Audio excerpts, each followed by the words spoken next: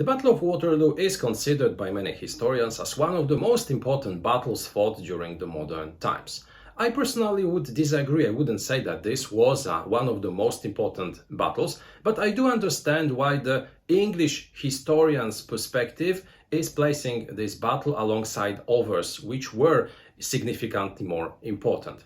But one thing is undoubtful is the fact that this battle was, without any doubt, an important one and a very big one, and it marked the end of the Napoleonic Wars.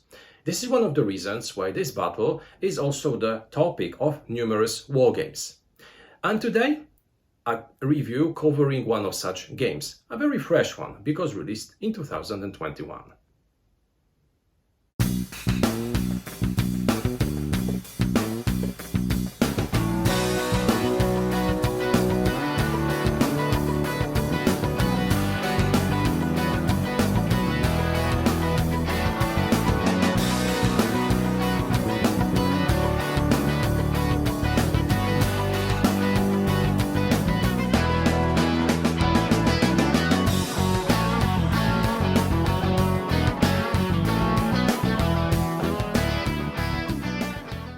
Hello, this is Michel Leviathan-Sorbet, and this is a new episode of BoardGameGeek TV.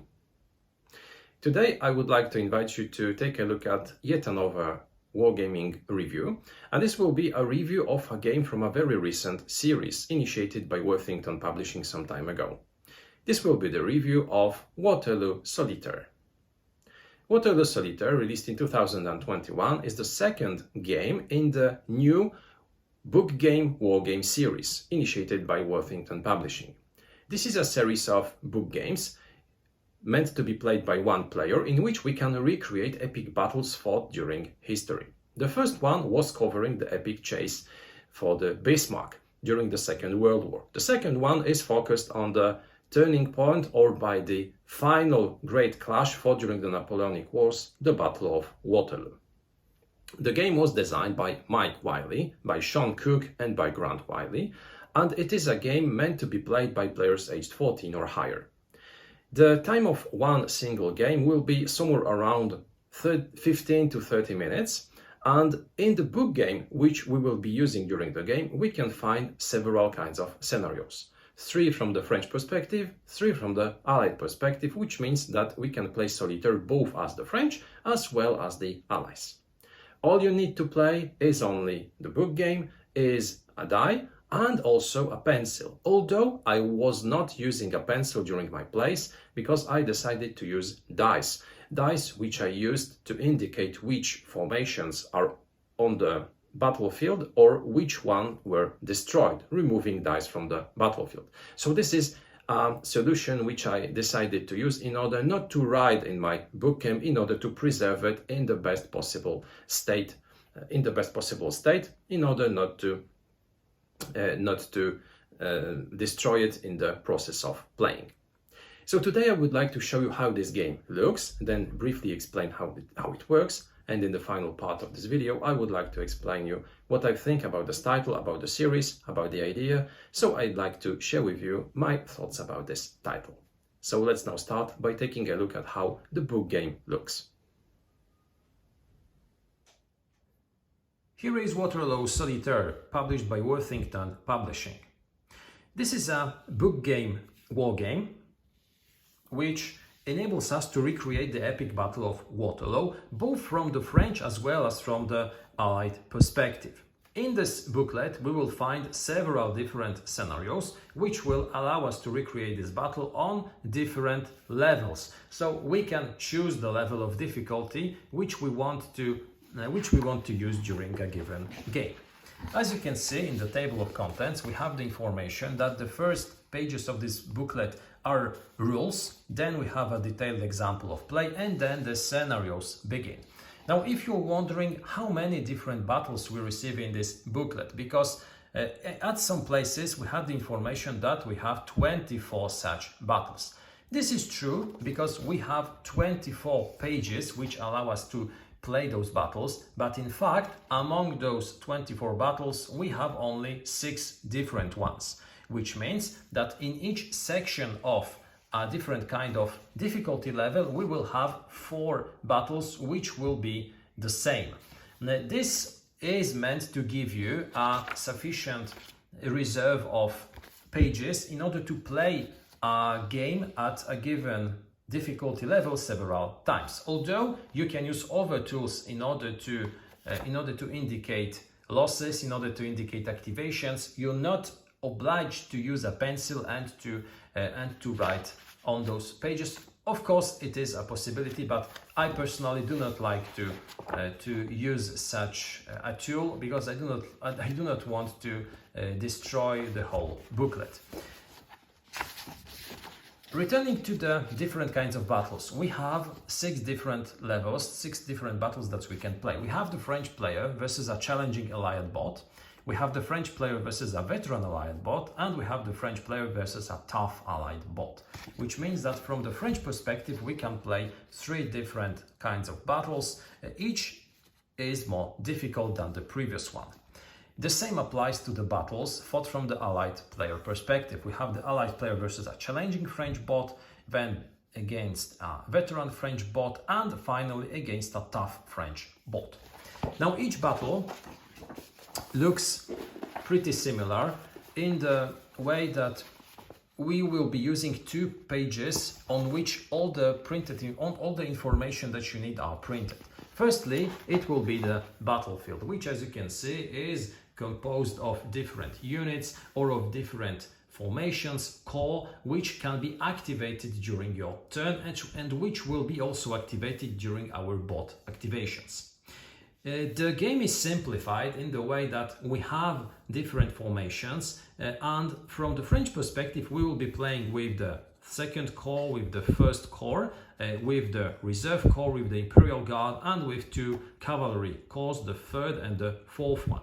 As you can see, we have also some artillery units printed on the map board, but we do not have any artillery formations, so we will not be indicating losses taken by artillery, although you can use your artillery using one of the associated activation types.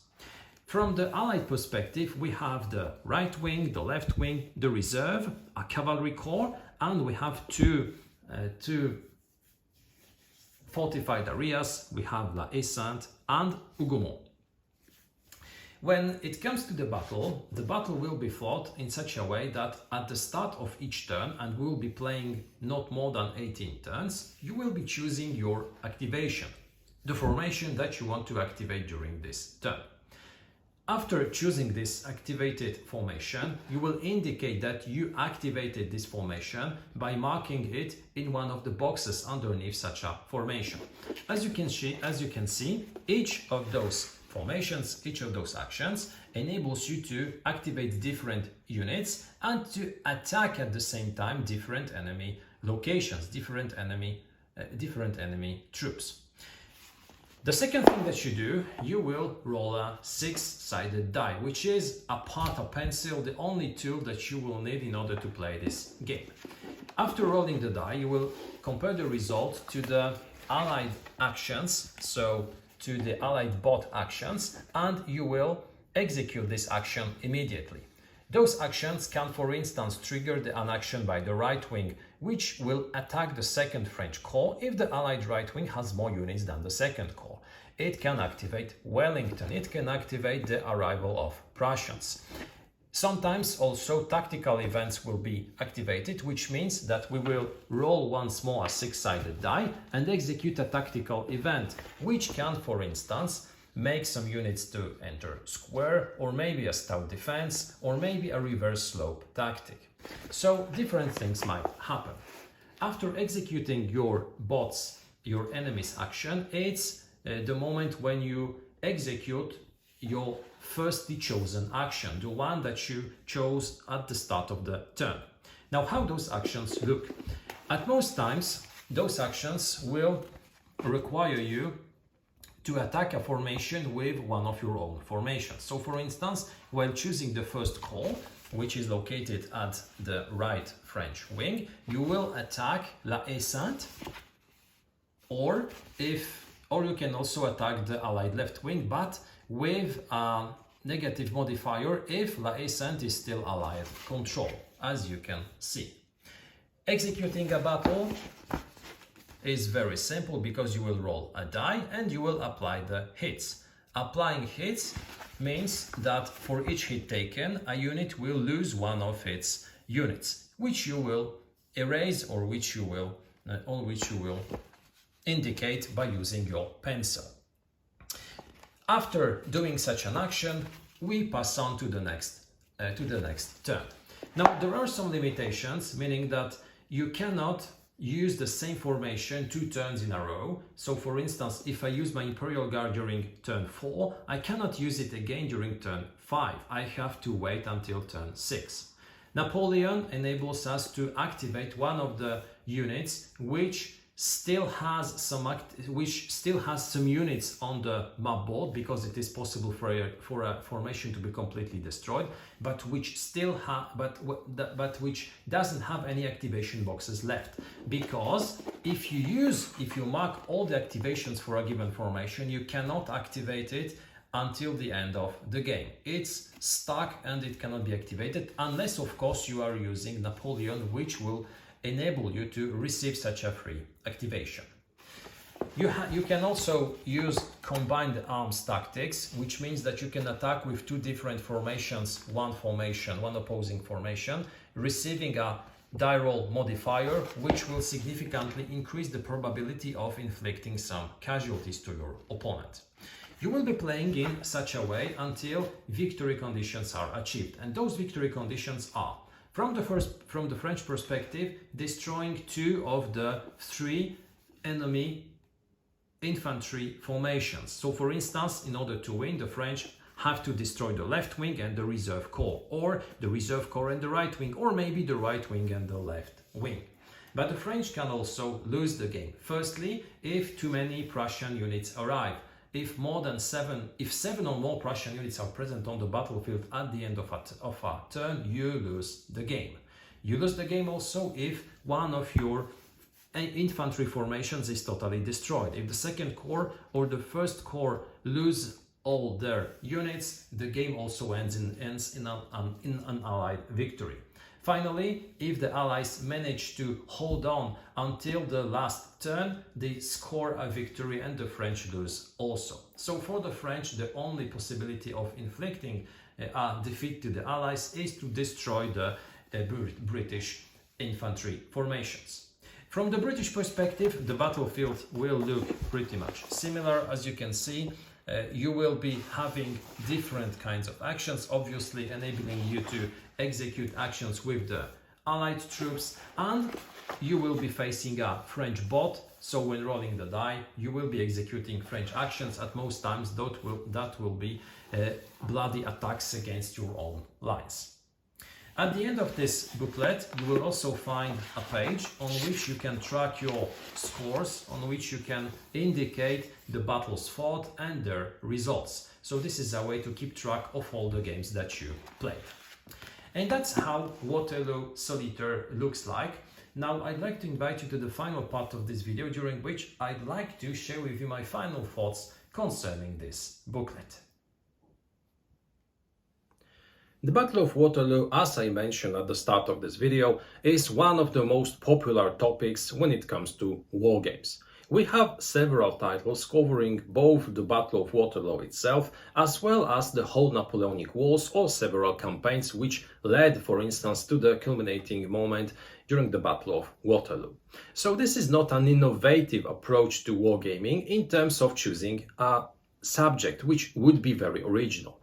But what is original in this project is the approach, because Waterloo Solitaire as a book game wargame is a new species.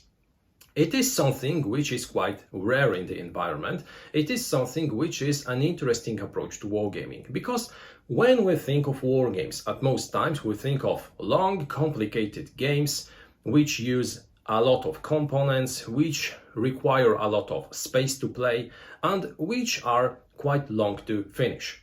Waterloo Solitaire is very close to a filler. So this is indeed a new type of game, a wargaming filler.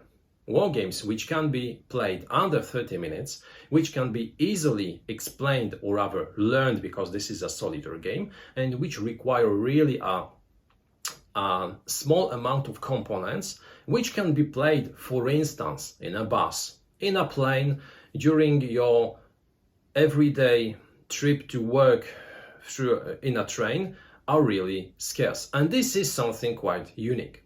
So when looking for strong points of Waterloo Solitaire, the first one which I'd like to underline is the fact that this is a game, a war game, which allows wargamers to play a war game in environments, in moments which normally wouldn't allow you to play a war game. So this is a game which you can take for a trip, you can take it to the beach, you can play it in a bus, you can play it in a plane. It's not a problem to play a game of Waterloo Solitaire when you have only a 30 minutes window. And this is quite unique, this is quite refreshing. This is something which shows you also that you shouldn't be very much focused on stereotypes. Because as I said earlier, when thinking of war games, most of us think of very complicated or complicated games requiring a lot of time, a lot of space. Waterloo Solitaire shows you that this is not exactly real. This is not exactly how war games look. There are some other examples which show you that it is always important to think outside of the box. Again, a thing which should be also underlined is the fact that Waterloo Solitaire is a solitaire game. So this is a game which again reduces the number of variables that you need in order to play it. And moving even a step forward, I'd say that you do need the book game in order to play it. This is obvious. You need a die, but now you can replace a die by your cell phone using a way to generate numbers, or maybe some sheets of, maybe some pieces of paper with numbers written on them. You need a pencil. This is not something which you always have to use. I was using dice in order to indicate formations which were lost or destroyed during the battle, in order to write on in the book game. So actually what you need for all at most times and during every game is the book game itself. Every other component is or can be replaced. So there are a lot of advantages concerning times when and how you can play this game, and this is something quite refreshing. Secondly, as a wargaming filler, this game is quite easy. Now, Waterloo Solitaire is a game which is based on the popularity of roll and write games, because actually you will be rolling dice, you will be writing in the book game itself, and those games are at most times quite easy. And the same applies to Waterloo Solitaire in terms of how much time you have to invest in order to play such a game. It's not a very complex game. You can easily read the rules in, say, 7 to 10 minutes and then have a game in 30 minutes. So you can end a game while learning the system itself in under 45 minutes, which is absolutely phenomenal when we think of war games. So the ease with which you can play the game, the time of play are again things which are very strong points of this design. Another thing is the fact that this is not a game in which the decisions that you will be making are extremely easy. There are some roll and write games which are very straightforward. Here it's a little bit more complex, although not too complex to become too complicated.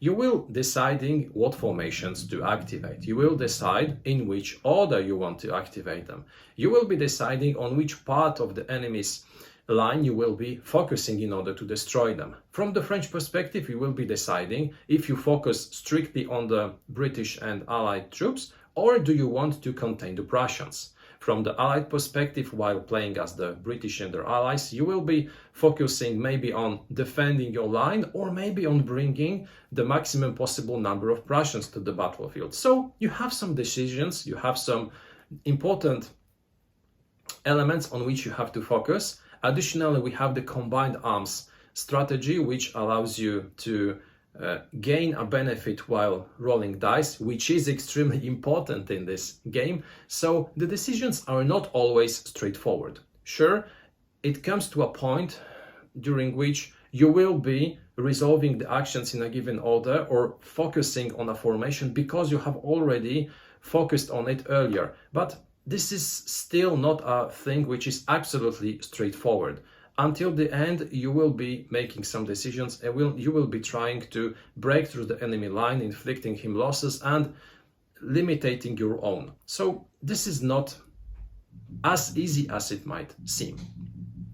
Finally, when looking at the strong points of this design, I'd say that it is good. It is also a strong point that you receive 6 different kinds of battles, with 3 battles from the French perspective and 3 from the Allied one, in each case with 3 different difficulty levels. This allows you to replay Waterloo Solitaire several times, both from the French as well as from the Allied perspective. And additionally, in the book game, you will find also the same battle printed several times. So if you want to replay a battle, you can easily replay it without the need of erasing anything from your booklet, or without the need of maybe creating a new copy of the battle in order to replay it. It's in the book game already. But looking also at this book game, now when speaking of some weaker points of this design, I'd say that the book game doesn't tell all the truth, because when looking at it, you have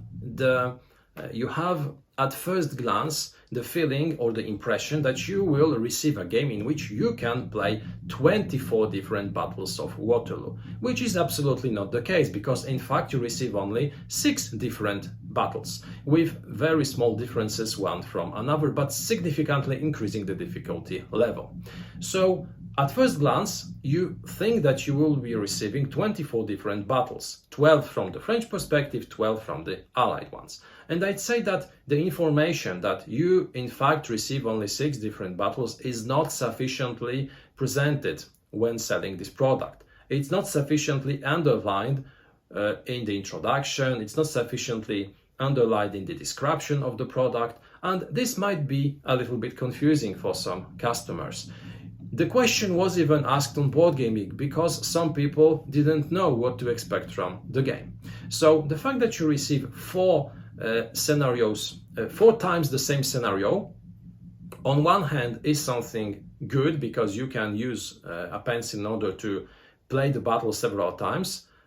But again, on the other hand, it's something which, in my opinion, is a thing which decreases the value of this product, because I much prefer receive 24 different battles with very small differences one from another, but making me feel that I received 24 different battles rather than 6. And I think it was not a very difficult thing to really make some very small tweaks between, for instance, the basic difficulty level battles in order to make them different. I prefer to receive 4 battles with a similar difficulty level, but being a little bit different one from another, rather than receiving 4 battles for exactly same battles of the same difficulty level. Additionally, this confusion is enhanced by the fact that each page has a different artwork and a different curiosity or fact about the Battle of Waterloo, which make you think at first glance that this is a different battle that you will be fighting. That's not the case. So this might be confusing. Secondly, when speaking only of the quality of what we receive, the book game is okay. You receive it on a paper of high quality, it's all in color, the rules are well written, it's well explained, you shouldn't have absolutely any doubt how to play the game. But when it comes to the battlefield itself, we do have an error in it. We have the very important place which is called La Haie Sainte, which is lacking an E at the end of the name. Well, I did some Googling and I tried to find if this is maybe a way that we spell it in USA or maybe in Britain, but it's not the case. We still spell it just as it was spelled, and it is spelled in French. It's La Haie Sainte with an E at the end. So when you're releasing a wargame in which you have less than 10 names printed on the map, it should be an errorless map without any typos. Here, unfortunately, in the middle of the battlefield, you receive a typo. And additionally, it's The same applies not only to the map, but to the description of all the actions. So instead of la descente, we are having la descente, which is something frustrating for me as a French-speaking player. Finally, the last but the most important thing, which could be a problem when playing Waterloo Solitaire, is its randomness. And now, don't get me wrong, I do not have anything against games using dice. In fact, I love games using dice. I own several games which are based on using dice. But here, the randomness is at some times extremely frustrating. You have absolutely no influence, or your influence is very limited to how the outcome of your action will be. Because even though you can use the combined attack specific mechanic, the battle or the clash is still resolved using dice. And here it absolutely doesn't take into consideration any other elements than those written in the book game. So for instance, if I'm attacking with my right wing against your left wing, and you have only one, the bot, not you, and the bot only has one formation left, I have 7 formations or maybe 6 formations left, the probability of scoring a hit is still the same. So it doesn't take into consideration any other elements such as numerical superiority, such as morale, etc. And I understand that the game is very streamlined, the mechanics are really very straightforward, but still having absolutely no influence or very limited influence on the outcome of a clash might be frustrating. Why? Well, because when you attack a enemy formation and you receive 3 times in a row, for instance, a 6, meaning that you will lose a lot of troops, is something which is extremely frustrating and which can, in fact, decide of the outcome of the game. So this randomness is a problem, and at some times it will make you almost instantly lose the game. So this is problematic, but again, we should also remind ourselves of what kind of game Waterloo Solitaire is. This is not an extremely complex game which you will be playing for 2 hours and then you will be losing the game due to some bad luck rolls. When you lose a game due to bad rolls, you still can replay it very quickly. A game will take you 20 to 30 minutes and you can replay a game once more. So this randomness is problematic. Sometimes is extremely frustrating, but at the same time, Waterloo Solitaire is a quick-to-play game with a lot of streamlined mechanisms, and this randomness which concerns the attack resolution system is something which I am inclined to forgive due to the small complexity, the scale, and also due to the fact that this is supposed to be a wargaming filler, which I can very quickly replay once more.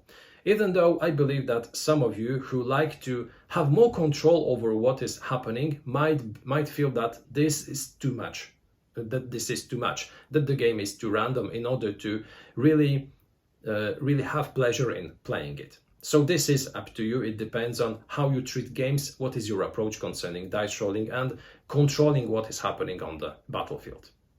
Having said all that, I believe that Waterloo Solitaire is really an interesting project. In general, the book game wargame series is an interesting project. It's a new kind of games, something which is expanding on the roll and write popularity explosion, something which is addressed to wargamers who up until this point didn't have a lot of games which could be played under 30 minutes, which could be taken to a trip, to a bus, to a train in order to enjoy a wargame. So this is something which really has its own place, which is an interesting approach, and at the same time, which is quite interesting and entertaining.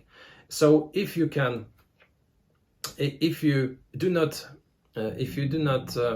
have a problem with playing games which are really extremely random due to dice rolls, Waterloo Solitaire might be an interesting choice.